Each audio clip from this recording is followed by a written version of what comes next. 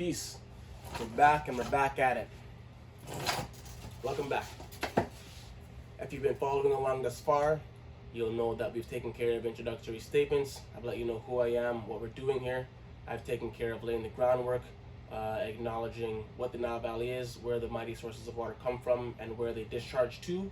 I've acknowledged who the original inhabitants of the Nile Valley and the land of the god are, the Anu and Lord Terraneter.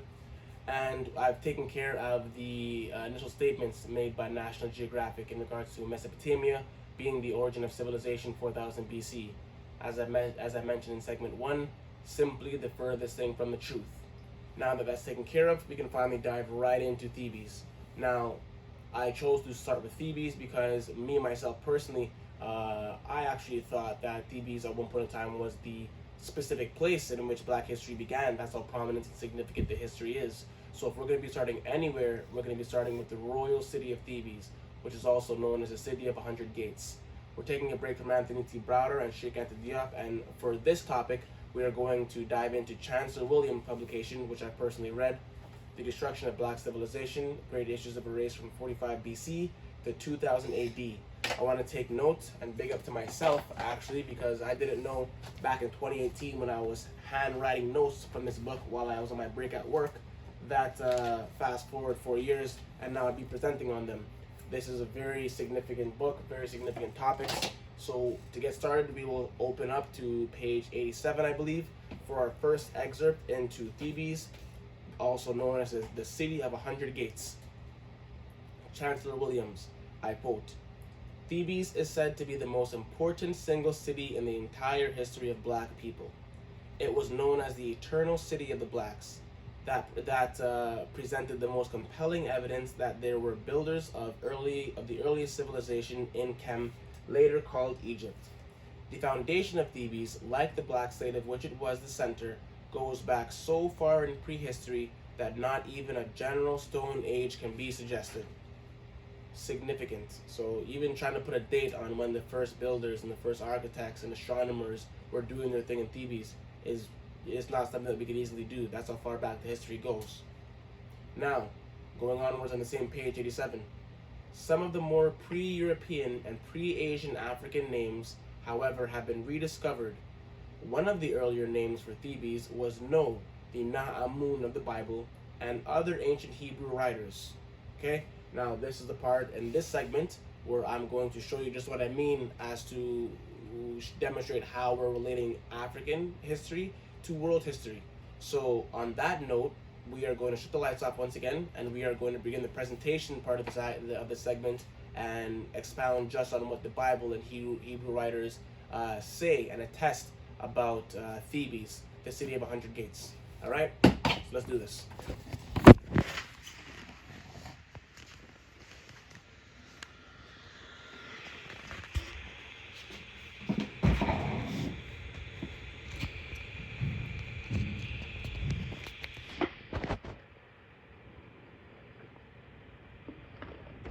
Alright, so what we have here is some screenshots of some Bible verses, as I mentioned for you, just so we can take a look at what the Bible, modern day Bible, New International Version, says in regards to Thebes. For this, we go to Jeremiah chapter 46, verses 25 through 26.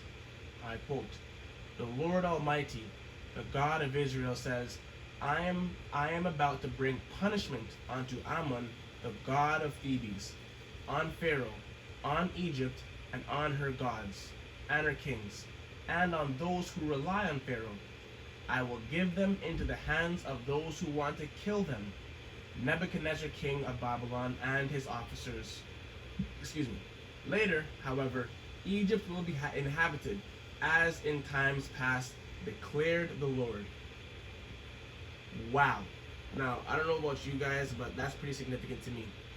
So, what is mostly said when it comes to reading excerpts of this nature is that it's very easy to take things out of context. You shouldn't do that. What does what does the rest of the context say, and what have you?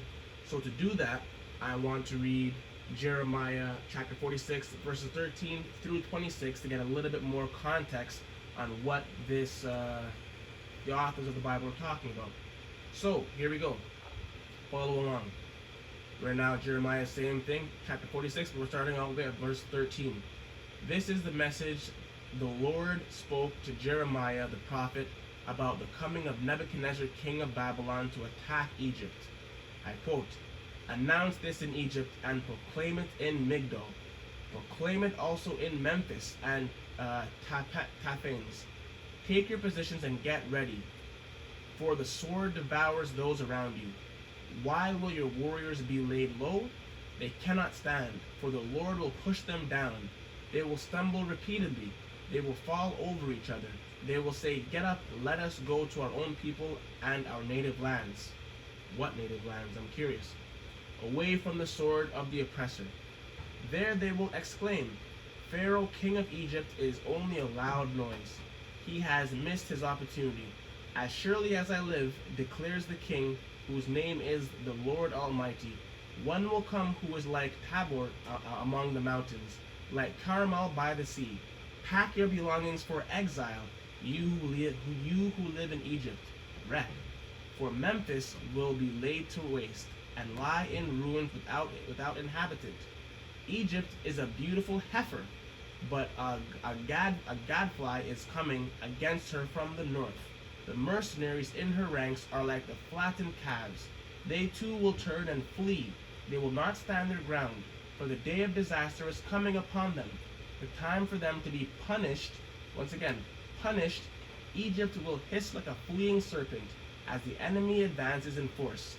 They will come against her with axes, like men who cut down trees. They will chop down her forests, declares the Lord. Dense through it be. They are more numerous than the locusts. They cannot be counted. Daughter Egypt will be put to shame, given into the hands of the people of the north. The Lord Almighty, the God of Israel, says, I am about to bring punishment on Ammon, god of Thebes. I will give them into the hands of those who want to kill them. Nebuchadnezzar, king of Babylon. Wreck. Now, some of you might think that this isn't necessary reading. I, however, do. I ask myself, when I read these things, I ask myself, and I want to pose a question to you. Why is it that the Lord of Israel has seems to have such a big problem with the inhabitants of Egypt and the inhabitants of Thebes and Memphis? Okay? What is the issue if these were such peaceable people who weren't bothering anybody? Some people would attest and suggest that these people weren't peaceable. I've asked this question to other people who, are more so well versed in the Bible and the Christian narrative, and should have a good idea. When I ask them, I've been told they're not peaceable. These people, they killed babies, they ate babies, on this and this and this. So, to answer the question or to look into just whether or not they were peaceable, I go to another Bible verse. This one is going to be in, there we go. The book of Chronicles, okay, full screen. Chapter 4,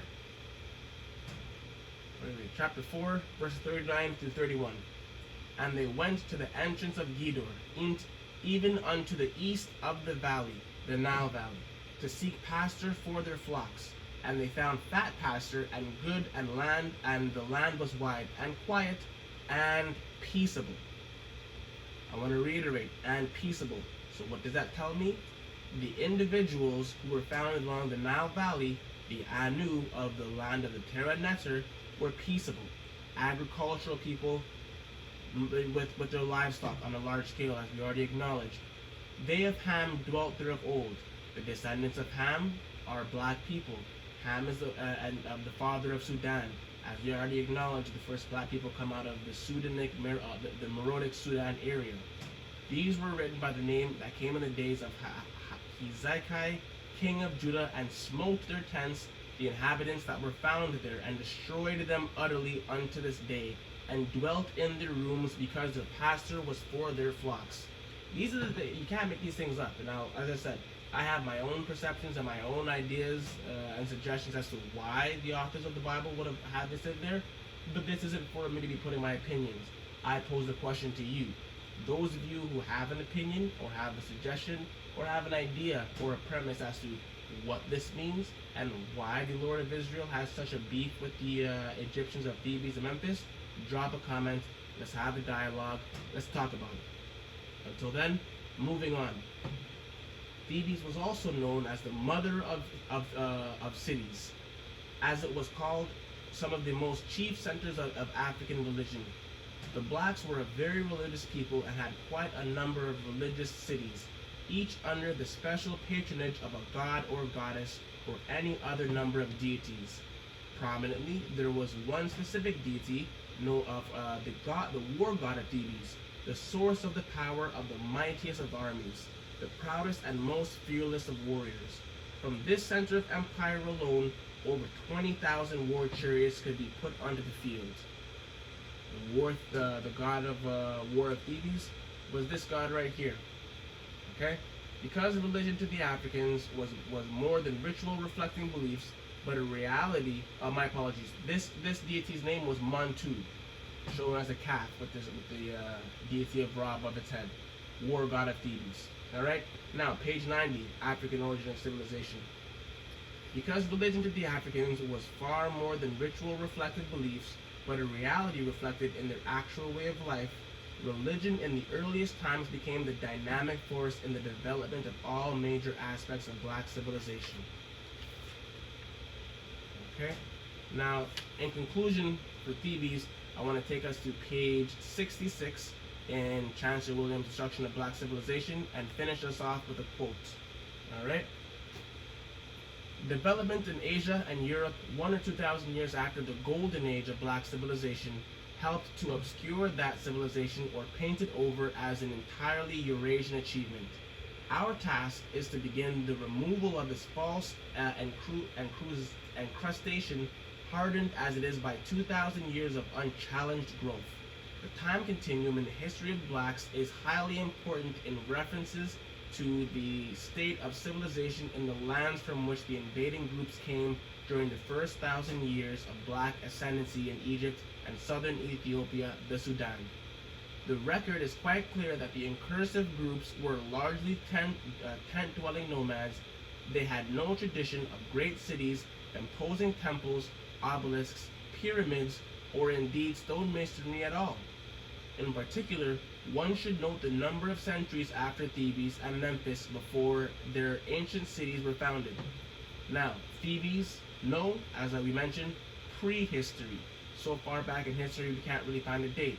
Memphis, 3200 or 3100 BC. It's not until 1000 BC that the village of Rome was founded.